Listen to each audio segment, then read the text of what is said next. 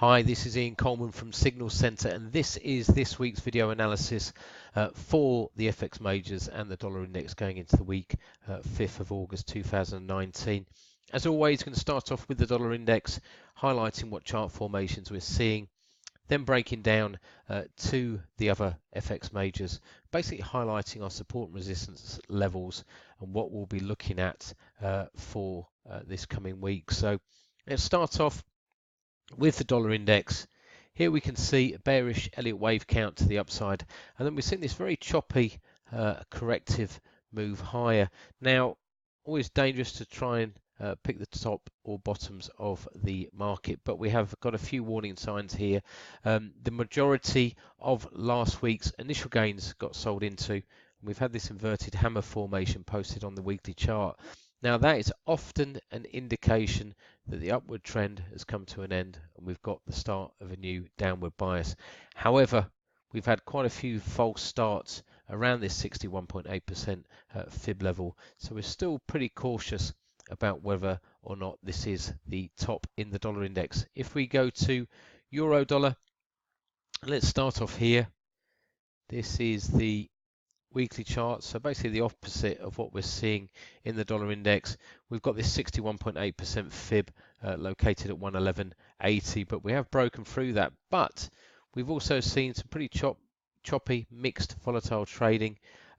Could be forming an ending wedge pattern, but we'd need to see a break of trendline resistance, which is located around about 113.50 to confirm that. What did we see last week? Well, all we've actually seen last week is a doji style candle, so that means that we opened and closed with little net change. Now that candle just highlights indecision really in this major currency pair. There's nothing really to say that we couldn't potentially move lower. If we go to this time frame, this is the daily time frame, so we've had these aggressive moves to the downside. Could it be seen as an A, B, C, D correction formation? Yes, it could be, but it's also stalled at the 161.8% fib, which is at 1058.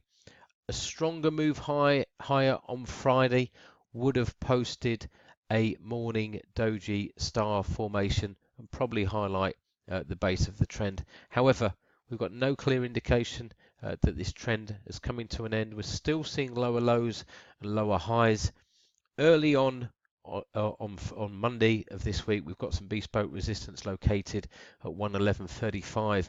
What I'm quite cautious about is that we haven't really got a lot in the way of support levels as far as we're concerned until 108.75, and that's very close to this 261.8% fib level at 108.40. So at the moment we still hold a bearish bias.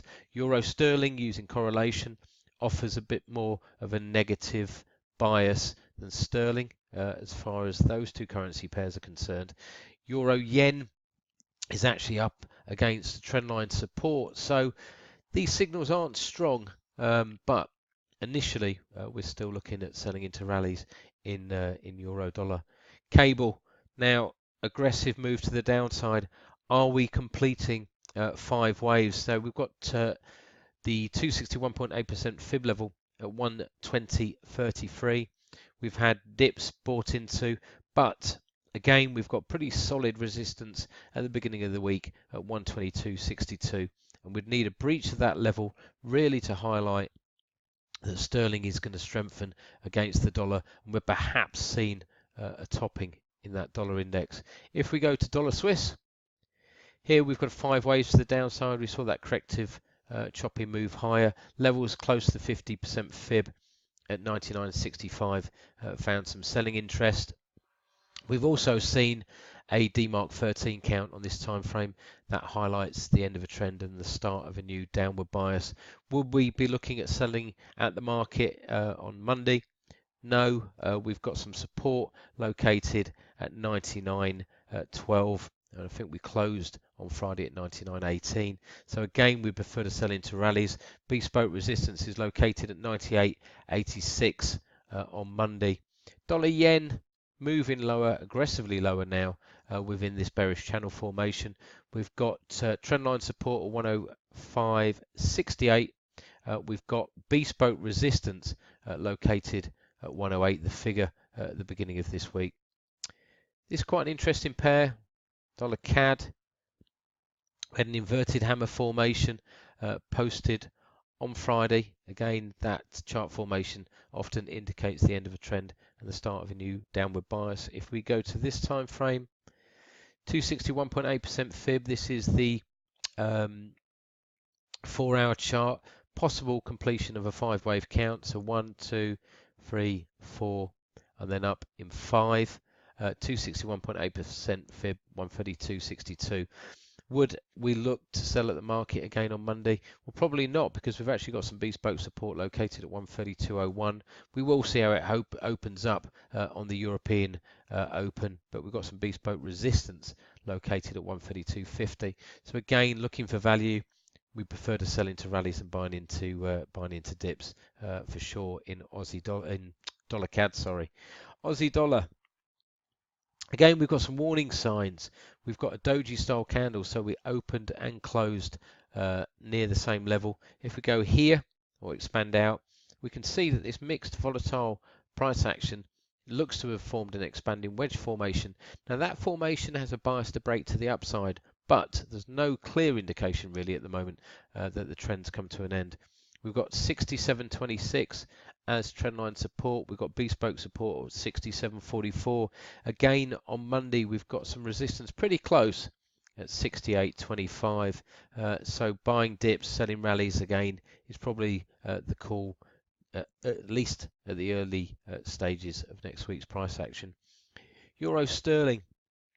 Now, we caught this one quite well last week. This is a breakout of a triangle formation, so we've got to be wary of this reverse trendline support, which comes in at 9008. But if we go to this time frame, we posted a DMARC 13 count up here. We actually caught this rally, or this corrective rally, late on Friday. I think it was at 91.60 was our trigger level. Now, the reason why I like this is because the wave formations are lining up.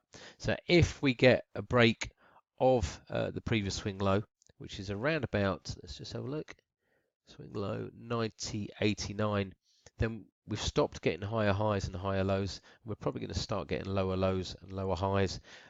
Why I like this formation is because the 261.8% fib is located at 89.20, and I've got some bespoke support at 89.20. So although that tells me over the long term that I should be buying dips in euro sterling around about here, over the short term it's got ample scope to move to the downside. Euro yen, and again, this is if you're fancying an aggressive in, if you like. Remember, we're not quite sure about euro dollar, where we're going at the moment. We've seen that doji style candle formation. Dollar yen looks bearish, but just bearish on rallies. This euro yen possibly moving lower for 5 waves, but we've got this trendline support located at 118.28. Now we've got a DMARC 13 count in a short time frame, and this is, when I say a short time frame, lower than 4 hours. I believe it's a 30-minute time frame. Now that offers a DMARC stop at 118.04. So aggressive traders, if they wanted to, could look to buy at the market at 118.28 with a stop around those levels. I would prefer to sell into rallies next week than to blindly buy dips. 120.06 is where I've got bespoke resistance.